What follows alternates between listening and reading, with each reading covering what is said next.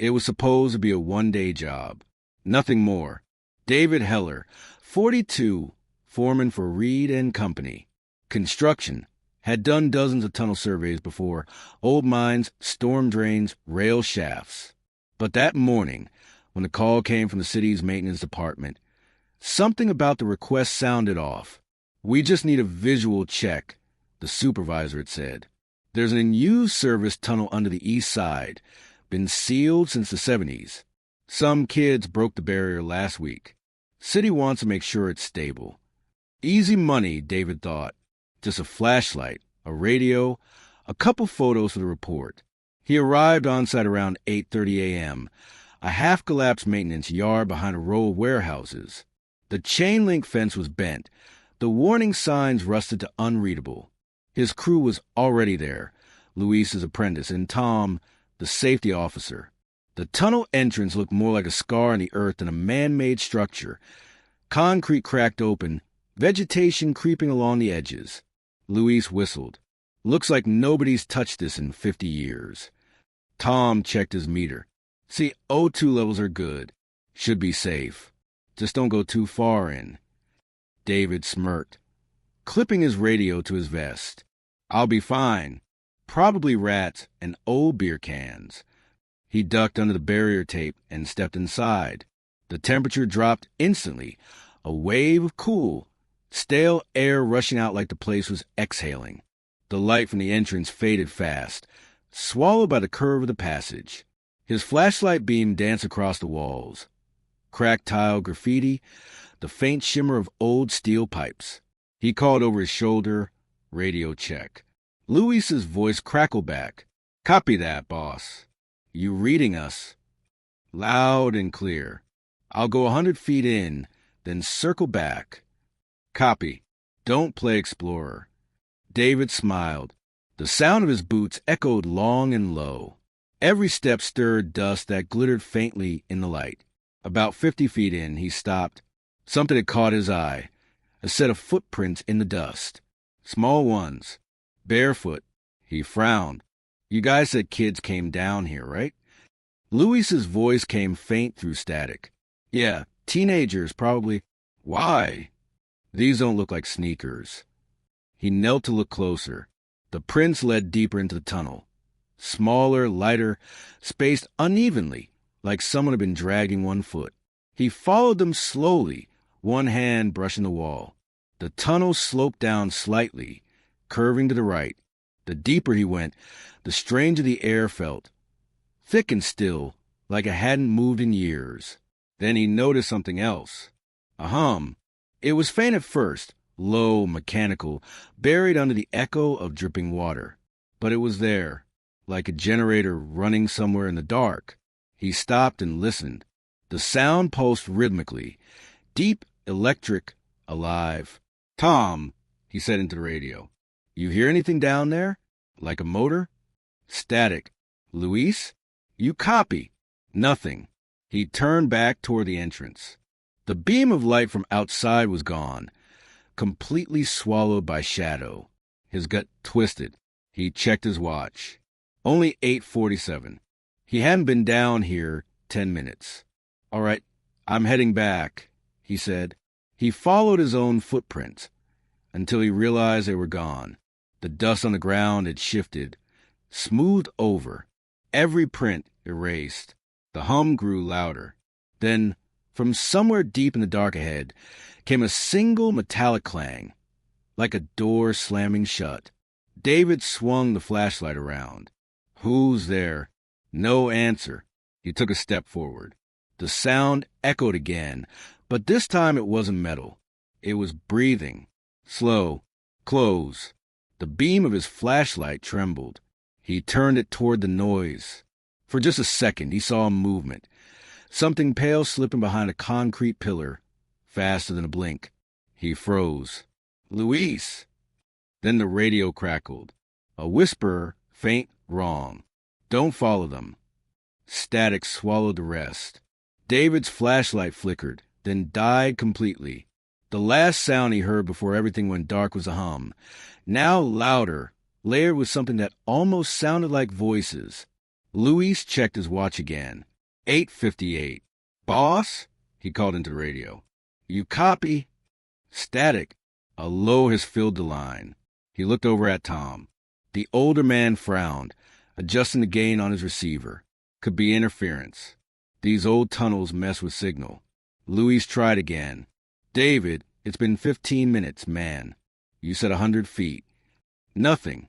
Just a faint hum in the static, like wind caught inside the wiring. Tom cursed under his breath. All right, get your helmet. We're going in after him. They clipped flashlights to their vests and stepped under the barrier tape. The air inside was colder than before, the kind of cold that came not from temperature, but from emptiness. Louis shivered. Man, it's freezing. Stay close, Tom muttered. No heroes. They followed the curve of the tunnel slowly, their lights cutting thin cones through the dust. The beam caught broken pipes, cracked tiles, and graffiti, names, dates, warnings scrawled in red paint. Don't dig here. It's still moving. Louise pointed at one. What the hell does that mean? Kids, Tom said, always writing crap. But his voice lacked conviction. About 50 feet in, they found David's glove lying in the dust. Tom picked it up. Still warm. Louise felt his stomach twist. You think he went deeper? Tom scanned the walls with his light. Looks like it. Then, as if on cue, a faint metallic vibration rolled through the ground, distant but powerful, like a train passing beneath them, except the old subway line hadn't been active in decades. They both froze. You hear that? Louise whispered. Tom nodded slowly. That wasn't a train. They pressed on. The tunnel sloped downward more sharply now, the air growing thicker, the smell of damper turning metallic, copper and rust. Louise's flashlight flickered. I hate this place. Tom stopped suddenly. His light had caught something ahead. The walls seemed to shimmer. What is that? They moved closer. It wasn't stone, not entirely. A large section of the right-hand wall bulged outward, as if the concrete itself had melted and reformed around something underneath. Cracks ran along its surface like veins. And from those cracks, faint trails of moisture seeped, dark, sticky, and slow. Louise reached out instinctively. Don't touch. Too late. His fingers brushed the wall. He jerked back instantly. It's warm. Tom frowned. Warm. Yeah, like alive. A deep groan echoed through the tunnel, long, low, and ancient. Dust fell from the ceiling. Louise stumbled back, eyes wide. Tell me that's just the pipes. Tom stared at the wall. There aren't any pipes here. Then the radio on his belt crackled. Static first, then a voice. It was David's. Faint, strained, almost whispering. Don't come down. Louise grabbed his radio. David, where are you? We're coming to. No, you're not listening. It's in the walls. Tom's blood ran cold. What's in the walls? The signal broke into harsh static, then something else, a sound they couldn't place. Not a voice, not human. It was rhythmic, wet like breathing through mud. The flashlight beams trembled. The bulging wall pulsed once, then again, slow and steady, like the rhythm of a heartbeat. Louis stumbled backward. Tom, it's moving. He was right. The cracks along the wall were widening, tiny pieces of concrete falling away to reveal something behind it. Not metal, not stone. Something organic. It glistened under the flashlight. Slick, fibrous, almost like muscle. Then came another sound, faint, muffled from inside the wall. A scream. It was David's voice. Help me, it's not a tunnel. Both men froze in horror. Louis dropped his flashlight, the beam spinning across the floor. David! Tom yelled. He slammed his hand against the wall. We're here. We're... The wall breathed. A single slow inhale, concrete stretching like skin, and then the radio shrieked with feedback, so loud it made them both stumble. Through the static came a whisper that didn't sound like David anymore. It's awake. Then silence. Louis stared at the wall. We have to go. Tom didn't argue. They ran. Their lights swung wildly, catching glimpses of old scaffolding, graffiti, dust clouds.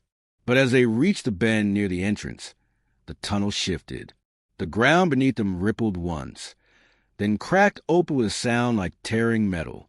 The beam of light from the outside was gone. The entrance, gone.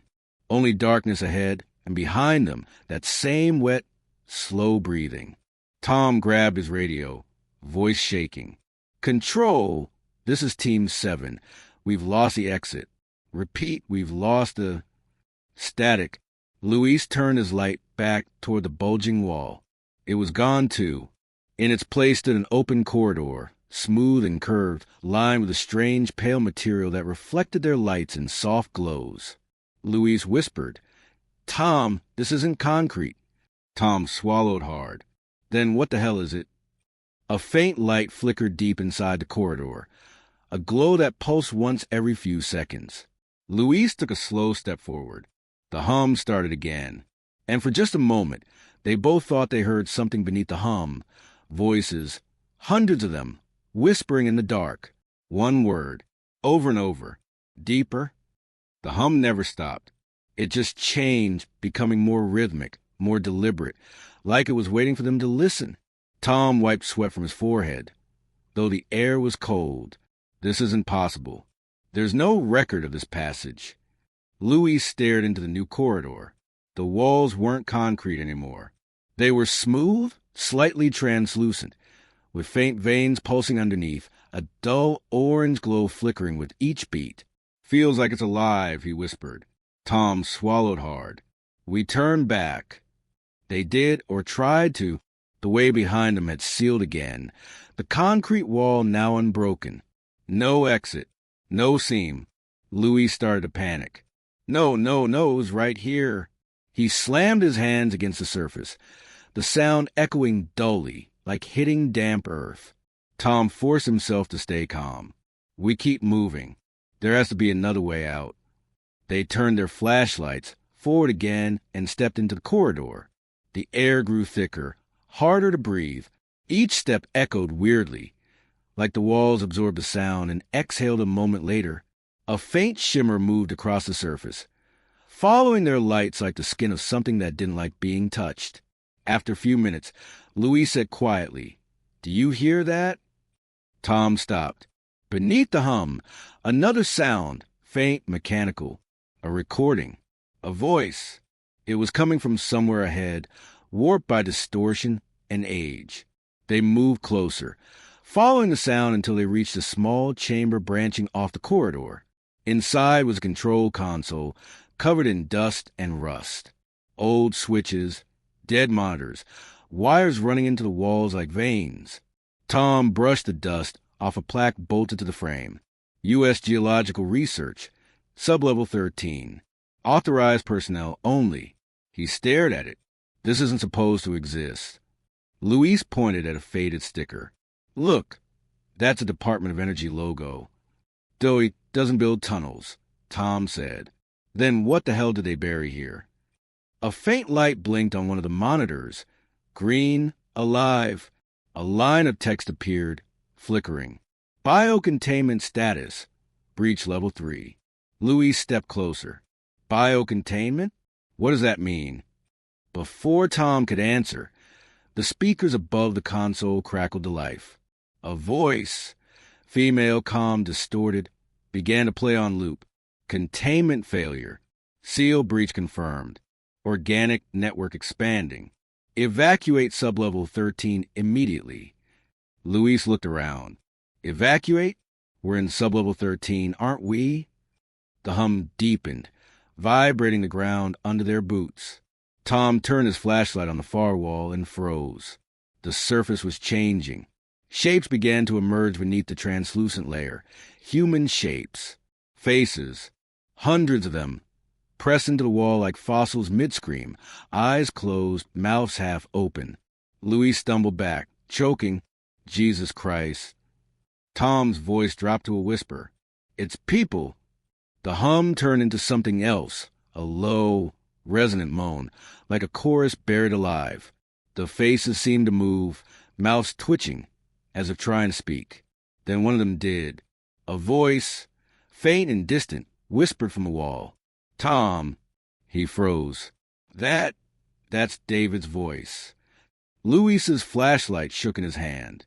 No way. The face closest to them shifted, pressing outward. Its mouth moved again. "Help me?" It's still digging. The wall pulsed once, wet and slow, then went still. Tom took a step closer, his breathing ragged. "David, can you hear me?" The eyes on the wall opened, milky white, unblinking. Louis screamed. The lights flickered wildly, and the hum spiked into a shriek. The monitors flashed red. Network growth detected level 14 activation. In progress. A deep rumble shook the floor. The corridor behind them began to collapse inward, the walls folding like flesh being pulled by invisible hands. Tom grabbed Louis and pulled him toward the far side of the chamber, where a rusted service ladder led upward. "Go. Climb." Louis started up the rungs, coughing as dust and mist filled the air. Tom followed, but the ladder trembled violently. Halfway up, a wet crack sounded below. The wall tore open like fabric, and something began to emerge, long, sinewy strands stretching toward them. Tom looked down just in time to see one of them wrap around Luis's leg. "Tom, help me." Luis screamed, gripping the rung. Tom grabbed his arm and pulled. "Hold on." The tendril tightened, yanking hard. Luis's boot slipped, his fingers losing grip. For a brief second, their eyes met, and then he was gone, ripped into the dark below. Tom froze, staring down, heart pounding. The ladder shuddered again.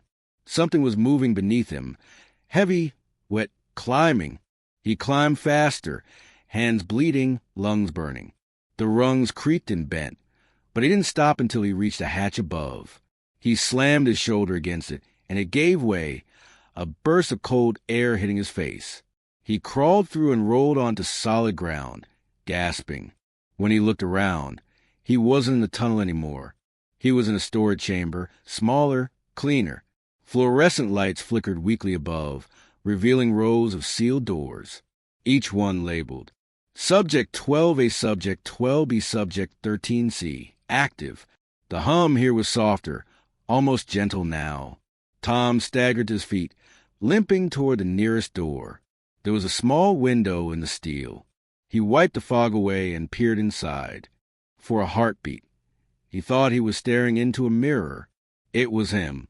His own face, pale, motionless, suspended in a thick, clear fluid, eyes closed as if sleeping. The tag under the window read, Thomas Greer, Construction Lead. Date, May 17th, 2024. Status, preserved. He stumbled backward, bile rising in his throat. No! Then, from the intercom above the door, a calm voice spoke, the same one from the old console. Containment restored. Subject replacement complete. The lights flickered once, and the hum faded into silence. When it returned, it came from behind him, softer, closer. He turned. Standing in the corridor was David, or what was left of him. Skin gray, eyes dull, clothes torn.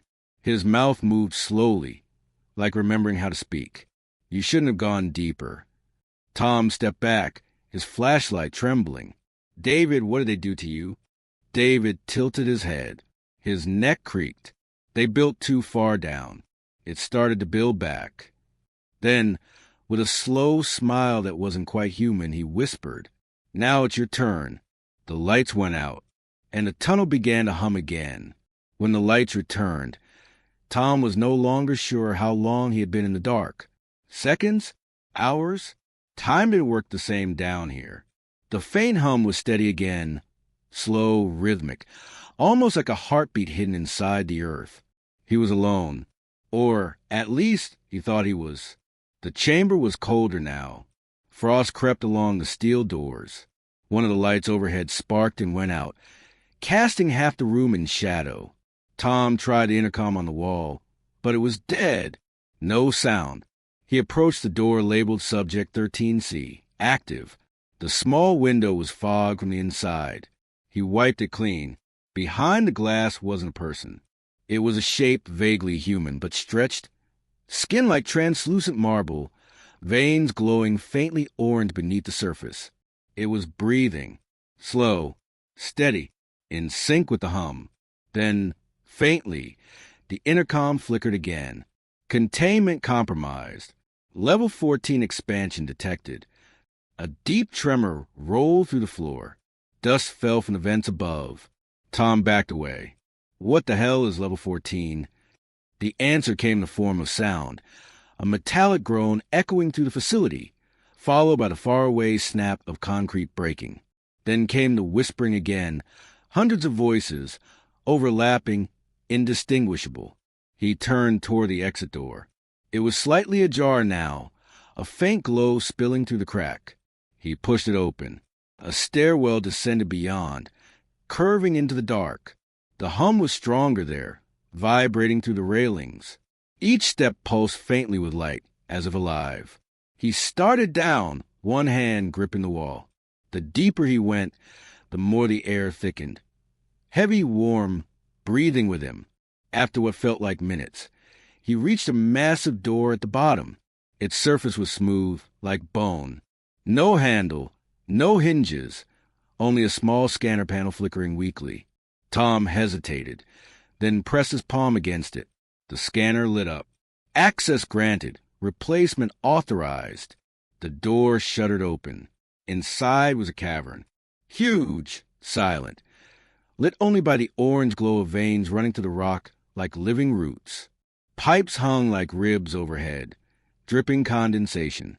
At the center stood a vast, pulsating mass, half biological, half mechanical, a network of cables and flesh intertwined, reaching deep into the stone floor below. Tom stepped closer, light trembling in his hand. Embedded in the surface were human shapes, hundreds of them, eyes closed, breathing in rhythm with the hum, each one connected to the structure by thin cords at the base of their skulls. Living batteries. And among them he saw Luis, still, silent, suspended in the surface, his face pale and calm. Tom's heart pounded. Oh, God! He stumbled backward, tripping over a thick cable. It twitched under his weight, alive. Then the voice returned, echoing through the chamber, not from speakers this time, from everywhere. Human material integrated. Expansion requires replacement. Sublevel 14 now operational. The mass pulsed faster, and the lights along the walls began to brighten. Orange turning to red.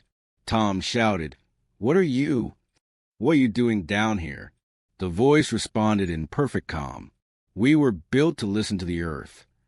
Now we're the Earth." He backed away, his flashlight beam catching an old metal sign half buried in the wall. He wiped off the gree. "Me."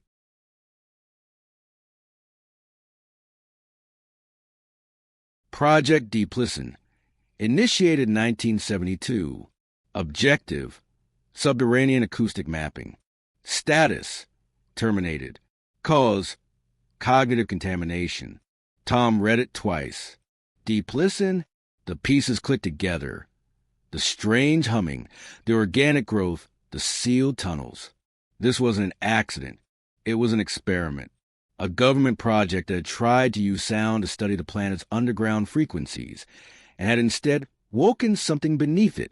He looked back at the mass, now pulsing rapidly, the walls shaking with every beat. Faces began to shift toward him, eyes opening one by one. David's voice came from all directions now, warped, echoing. We tried to listen, but it heard us first. The floor beneath Tom's boot split open slightly, a faint orange glow rising from below. He stumbled back, breathing hard. The cables around the mass began to extend toward him, slow, deliberate, almost curious. He turned and ran for the stairwell. The door slammed shut behind him before he could reach it. He pounded on it with both fists. "Let me out! Let me out!" The intercom crackled above him one last time. Containment breach detected. Replacement protocol initializing. He turned back. The cables had reached the threshold of the chamber. One of them lifted from the ground like a serpent, dripping translucent fluid. Then, with unnatural speed, it lashed forward and struck him square in the chest. The impact threw him against the wall. The air left his lungs. He tried to pull it off, but it burrowed into his vest, the fibers spreading across his skin like veins of fire. He screamed, clawing at it. But the more he fought, the deeper it sank, fusing into him. The hum grew louder. It wasn't outside anymore. It was inside him. His vision blurred. Every heartbeat synchronized with the rhythm of the tunnels. He could feel the mask calling, not in words, but in sound, deep in his bones, a voice that wasn't his whispering. We remember the ones who dig. Then everything went black. Hours later, or maybe days, a rescue team entered the sealed site after detecting seismic irregularities. They found no trace of Tom, Luis, or David, only the broken radio equipment and a new tunnel leading downward, smooth, freshly formed, its walls pulsing faintly with light. The report would later note an odd phenomenon. The hum had not stopped. It now echoed beneath the city, faint but steady, as if something far below had learned to breathe. The report said the rescue team entered the site at 6:42 a.m. By 7:10, communication was lost. The last radio signal transmitted from Reed and Company. Sublevel access point was archived by the city's emergency frequency log. It lasted 1 minute and 22 seconds. The audio began with static, then the faint voices of 3 rescuers. Command, we've breached the tunnel. Air quality's poor but stable. Advancing. Their footsteps echoed through the hollow dark. You could hear the tremor in their voices, the kind of silence that presses against your chest. A pause. Then, Jesus, do you see that? Metal scraped. One of them whispered something that wasn't clear. A prayer, maybe. Then the team leader spoke. It's not concrete down here anymore. Another pause. A hum started in the background. Deep, rhythmic, like the heartbeat of the world. Control, this is Alpha Team. We've found a chamber. Looks artificial. No, organic. There's movement on the walls. Static cracked through the transmission. Then came a new voice. Not any of the rescuers. You came back. It was faint, tired, unmistakably human. Tom, one rescuer said. Is that you? Silence. Then a whisper, barely audible. We listened too long. The hum swelled, shaking the microphone. The static distorted into deep reverb, like the walls themselves were speaking. And then, faintly under the noise, a final phrase. Sublevel 14 is open. The signal cut. No one from the rescue team was ever found. 2 weeks later, the city sealed the access yard permanently. Concrete poured over the tunnel mouth. Every map of the area was updated to remove Sublevel 13. But the recordings leaked. At first, only among construction workers and city engineers. The kind of men who spend their lives underground and hear too much. They'd share the file around bars late at night. Play it on old phones, listening to that low hum that always grew louder right before the voice whispered. Then came the rumors. People who lived near the east side industrial blocks said they could sometimes hear it late at night, a low vibration beneath the pavement, rising and falling like a breath. Dogs refused to walk near the fence. And when it rained, the puddles would tremble as if something below was still moving. A few weeks later, a maintenance crew installing fiber lines near the old yard reported that one of their drills had broken through a thin layer of rock. The operator said he heard something before the bit jammed. A noise, faint but clear, not metal, not wind, a voice. Don't go deeper. They sealed the hole and walked off the job that same day. Officially, the city lists the area as condemned. Unofficially, every foreman in the district knows the same rule. If you hear humming beneath your boots, you stop digging. Because some tunnels weren't built by people. Some of them were built for them, and they're still waiting. The city buried sublevel 13, but the ground never forgets.